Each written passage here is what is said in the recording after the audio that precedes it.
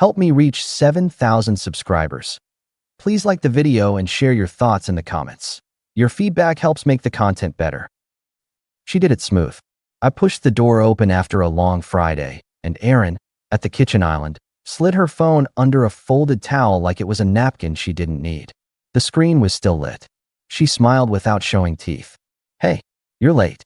"Traffic," I shrugged, hanging my keys on the hook. "What's with the towel?" "Water spill. Don't worry about it." The kettle clicked. The house smelled like lemon cleaner and takeout she'd already eaten. My plate was in the fridge with a sticky note that said warm it up, like a command you put on a vending machine. "Rough day." I leaned on the counter. "Normal," she answered, looking past me. "Kara's been a mess. I might swing by later." I didn't push. Married 10 years. You earn the right not to grill every shrug. I told myself privacy isn't guilt. People keep messages to themselves. If I'd known where that kind of optimism was headed, I would have treated that towel like a fire alarm. I warmed the food, ate standing, watched her type under the towel with her elbows too still, and convinced myself to be decent. Decent turned out to be expensive. The next morning she came downstairs on a phone call, the helpful kind of whisper that's meant to be overheard. "Yeah, I told him we'll skip the cookout," she said to whoever was on the line. "He won't mind. He hates small talk." I poured coffee. News to me. She cupped the microphone. "Relax. Linda's cookout is a waste of time. It's just burgers and HOA gossip. Linda invited us last month. I told Dean we'd swing by. He and I have tickets for the preseason game afterward. You can see Dean anytime," she answered. "We need a weekend. Just us." There was a tone on the last words, like a sale was already made. I set the mug down. "All right. New rule," I told her, not loud. "My calendar doesn't get erased by surprise. I keep my commitments. If you want a weekend, plan it with me, not over me." She laughed, but her eyes didn't. "Oh, now we have bylaws. Call them manners." I took out my phone, texted Dean. "I'm still in for Linda's, doors at 2. Manage your part however you want. I'm not flaking on people to look romantic." She clicked her tongue. "You forgetting we're married?" "No. I remember it every time you decide for both of us." She didn't like the pushback. She turned the faucet on like a curtain. "Whatever. Do what you want. You always do." I stirred the coffee. "That's the point."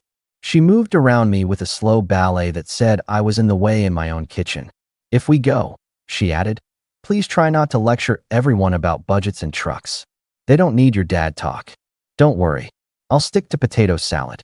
She smiled sideways, slid that phone into her back pocket, and kissed the air near my cheek. "We'll see." On the driveway, she paused to check the screen again. New perfume, new energy, an old shirt worn like a costume. I loaded the cooler into the bed of the truck and watched her text with both thumbs, smiling down like it was telling her a joke only she deserved. My weekend just got interesting, and not the kind of interesting that fixes anything. Linda's yard was already full by noon.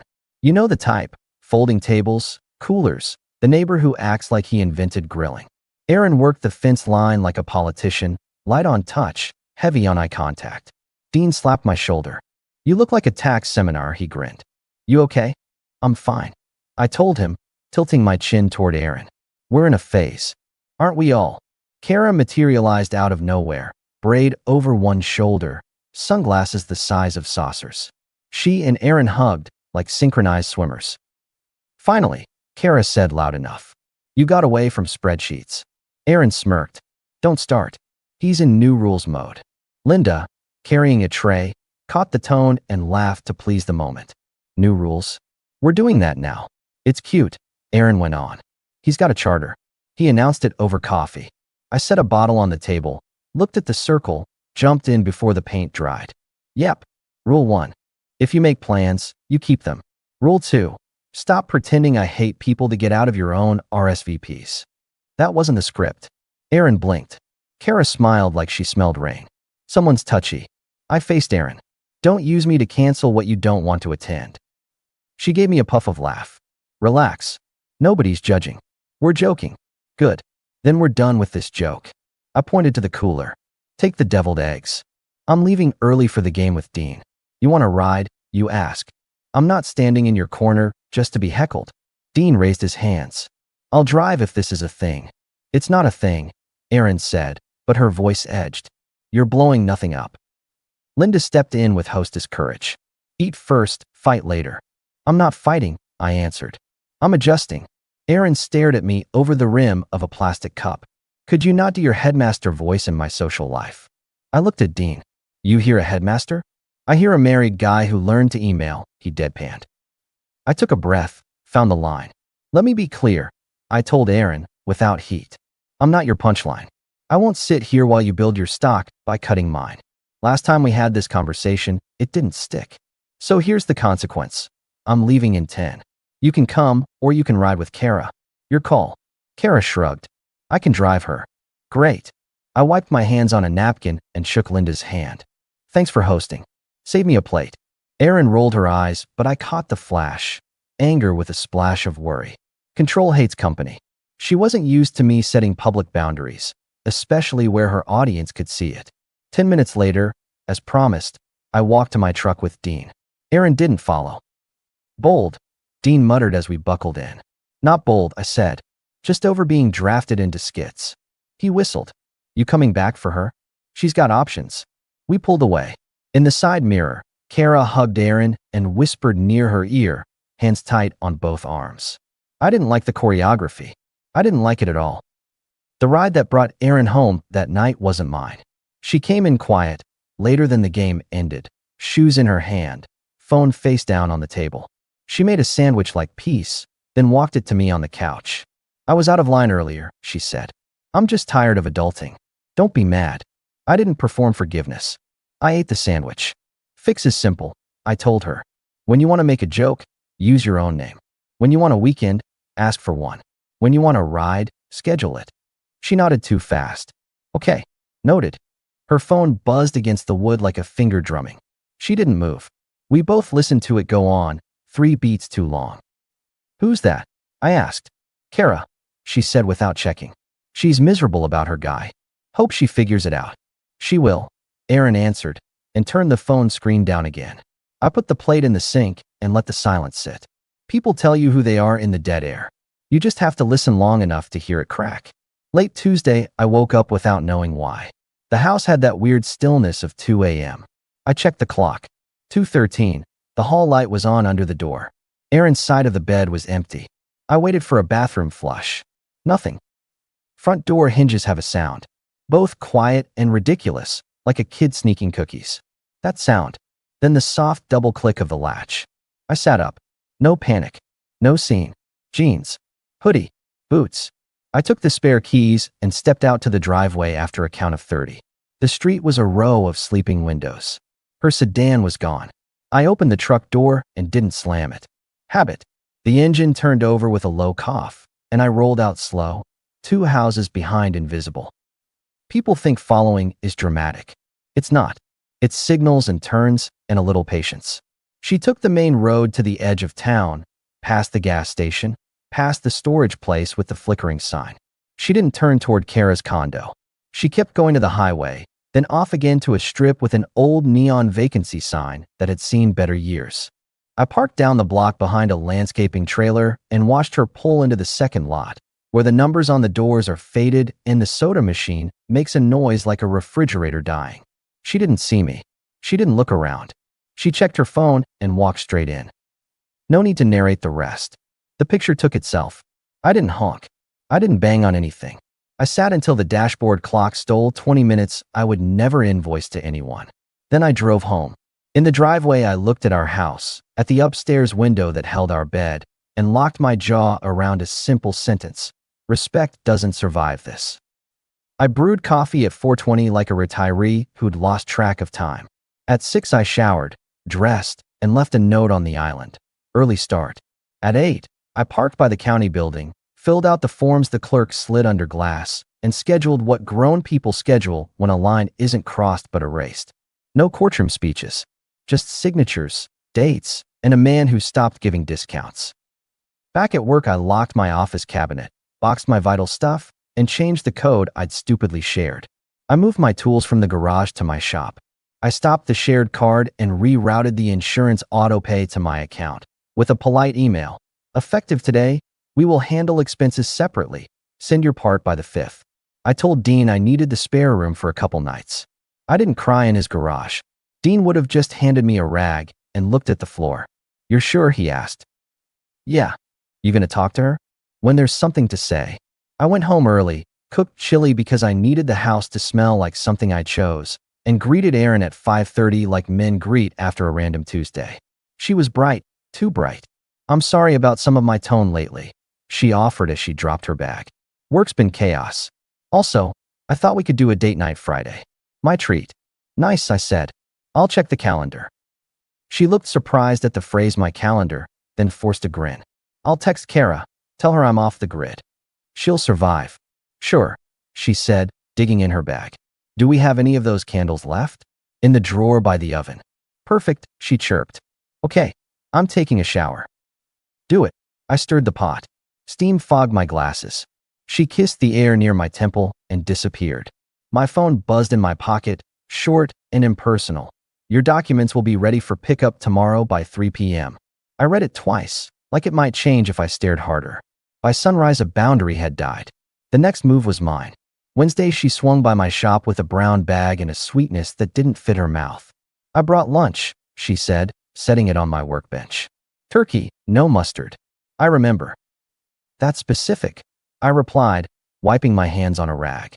Marta, my office manager, peeked out of her doorway and clocked the scene with the speed of a woman who's seen 15 marriages from the paperwork side. She disappeared before it got awkward. Erin held her posture like a yoga pose. "We've been off lately." "I don't like it." "I don't either," I told her. "I like clarity." She nodded at the metal cabinet. "You changed the code?" "I did. Couple of my clients requested tighter controls." "You could have told me." "I just did." She laughed like she found the wrong door. "Right. Okay. Friday's still open?" "Maybe. I need to confirm some pickups." "Could you not be cagey?" "I'm trying here." "I see you trying." She reached across the bench, palm up. "I miss us, Mark." "Then stop stepping on me in public." "That was one time." "It's a pattern." I said I'm sorry. "Noted." Her jaw tensed. "So what else do you want from me?" "Nothing," I answered. "I want what I'm doing." Her phone lit her bag from the inside. She pretended it didn't. I glanced at the screen reflection on the metal. No name, just a number. She pushed the bag closer. "Eat," she insisted. "At least let me do that." "I will," I said. "And we're making one more change." "What now?"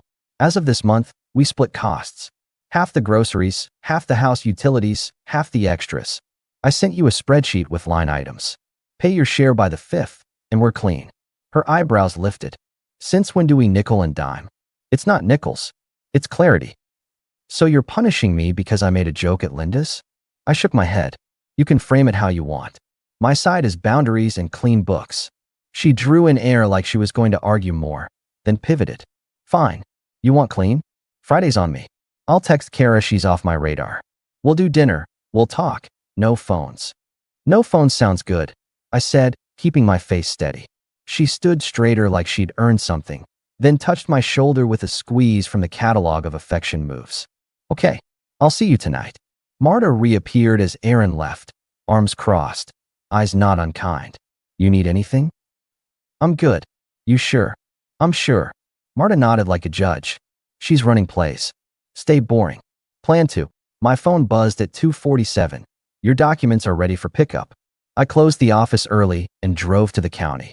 10 minutes later, I walked out with a manila envelope and a face that didn't show anything. That evening, Erin was sugar. She cooked. She set the table like a magazine. She asked about my day with follow-ups. You could feel the effort like a heavy sweater. When we were done, she loaded the dishwasher without size and turned on the small lamp in the corner she always said made the room warmer. "I'm going to call Kara real quick," she said, wiping her hands. 2 minutes. "In the yard," I said, nodding toward the back door. "Reception is better." She smiled like that was adorable and stepped outside. I watched her through the glass. She angled her body away from the door and covered her mouth with her hand while she talked, a habit you learn in loud bars and never unlearn. When she came back, she was all softness again. "Kara says hi." "Return it," I said, and stacked the plates. My phone, on the counter, lit up with her text at 9:14 p.m., 15 minutes after she said goodnight and went upstairs. "I think I'll stay at a friend's tonight." Girl talk, silly movie. "Don't worry." I stood in the kitchen and read it twice, 3 times, The language of people who do not want to be asked anything. Don't worry. It's the phrase you use when you plan to do exactly what triggers worry. I typed, didn't know your friend lives in a motel. Hit send. Set the phone down like I was placing a tool. Then I moved. I took the manila envelope from my work bag, rested it in the center of the dining table, and put a black pin on top, like a quiet exclamation point.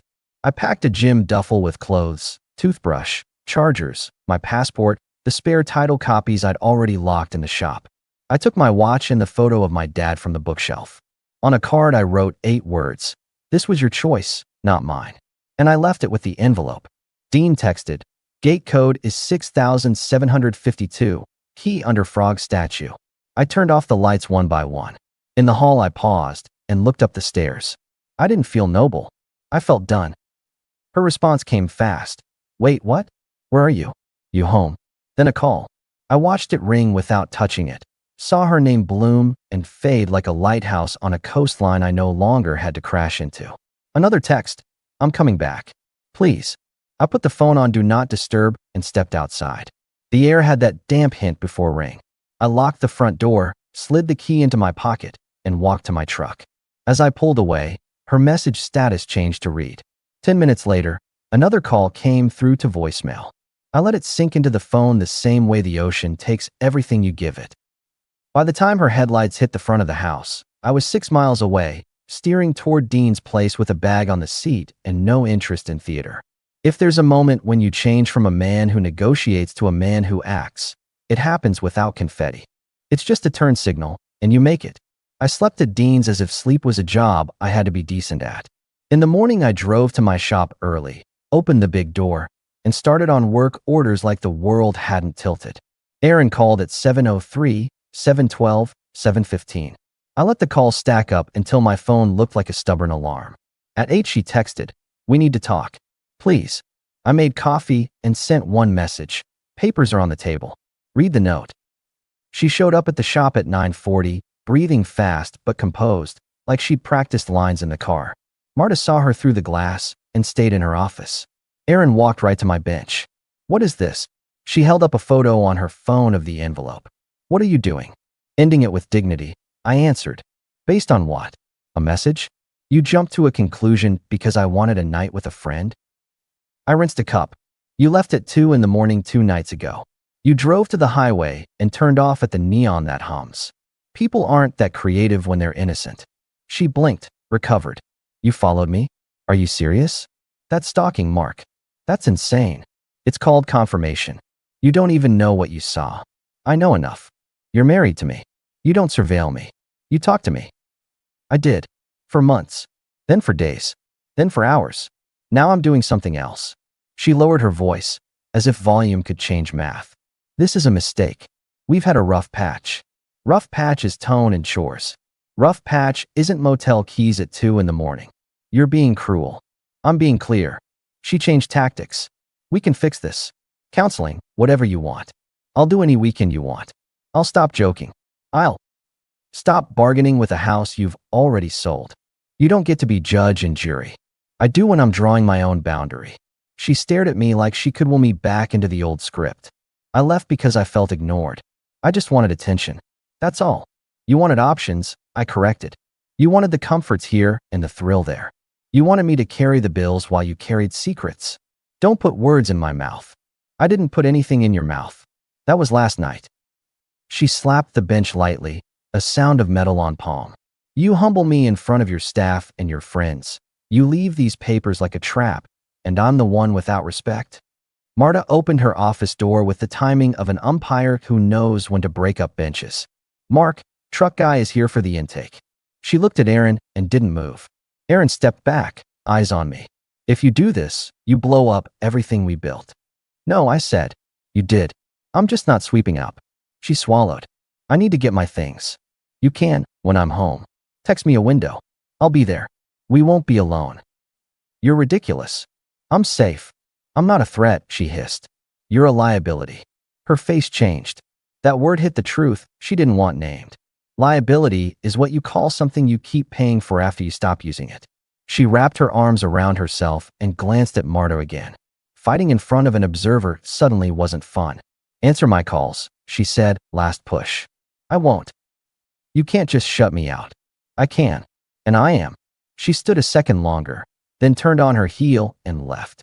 The door swung shut, the bell on it giving that cheap store jingle that makes everything feel smaller. Marta waited a beat, stepped to the bench, and put down a slip. You need me to call Dean if she circles back? I'm fine. You're not fine, she said softly. But you're steady. That's enough, I said. She nodded, went back to her office, and the shop went on humming. People still need breaks, no matter whose life is on fire. That night, I drove to the house, texts unread, 25 of them, stacked like lumber. I walked in, collected the envelope, added a copy of the spreadsheet with the account split, and left the note in place. I took my photos off the wall and boxed the ones that were mine before we met. I changed the password on the home Wi-Fi and the garage keypad. I removed my name from her gas account and set my own. I slept at Dean's again. She called 3 more times. I let the phone work for me. You want results? Here's the tidy part. The property division was less messy than people fear when you've done your homework. House was in my name before we married, title clean. We'd refinanced once. I handled the difference. The shop was mine. She never signed anything there. Vehicles were separate. Accounts got split by the spreadsheet like adults do things when they don't dress them up as poetry. I kept what I built. She kept what she brought. Clean. No glory, no theater. 3 months later, I ran into her at the grocery store, the one with the smaller parking lot and the better apples. I was with Hannah, a woman I met through a supplier, one calm adult who likes mornings and silence that doesn't need to be filled. Erin was standing in the paper goods aisle, scanning prices like reading tea leaves. She looked up and froze. Mark, she said finally. Hey, I answered. Hannah, comfortable in her own skin, nodded. Hi, I'm going to grab seltzer. Down 2, left, I told her, and she walked on. Erin's eyes flicked to my cart. Meat, greens, a bag of good coffee. Then to me. You look busy. Working, I said. That's my hobby. How are you? She asked, a phrase that means tell me if I'm wrong about your collapse. Solid. She inhaled like she wanted to deploy a big speech, but had lost the props. I moved in with Kara for a bit. It's been complicated. Hope you land somewhere decent. I will, she said too quick. How's the shop? Busy. She glanced at Hannah in the distance. And she's? Good to me, I said. I'm good to her. That's the whole trick. Right, she muttered. Listen, about everything. I wish it hadn't gone the way it did. It went the way it had to. I didn't think you'd actually, she stopped. You know? I know. She found a smile she didn't know me. Well, you look better. I am. We stood a second in the white light of a place that sells bleach and cereal. 2 people who had lived in the same house and now shared nothing but a zip code. She tucked a strand of hair behind her ear, the only nervous move she had left. I should go, she said. Rent's due. Don't be late. I answered. She laughed a little, then stopped when she realized I meant it as a simple wish for adulthood, not a joke. She pushed her cart away without looking back. On the way out, Hannah handed me a bottle of seltzer like a handoff in a clean relay. You all right? I am, I told her. First time I've meant that in a while. We drove to my house, and carried the bags inside. The place felt bigger without the tension that used to sit on the furniture. Dean came by later with a toolbox I'd left in his garage and stayed for a beer we didn't romanticize. We stood on the back step, talked about nothing that would trend, and watched my dog patrol a yard that belonged to me. I sleep well now. Not because I won the argument. You don't win arguments like that. You just stop having them. I eat better. I work cleaner. I drive where I want when I want without a narrator riding shotgun. There's a second toothbrush in my bathroom you don't have to interrogate. People ask if I'm angry. Not really. Anger is a hobby for people who want to keep a membership. I canceled mine. The last thing I said to Erin was the last thing she needed to hear. This was your choice, not mine. And it was. Respect isn't a negotiation. It's a condition. The day it disappears, you don't light candles and hug.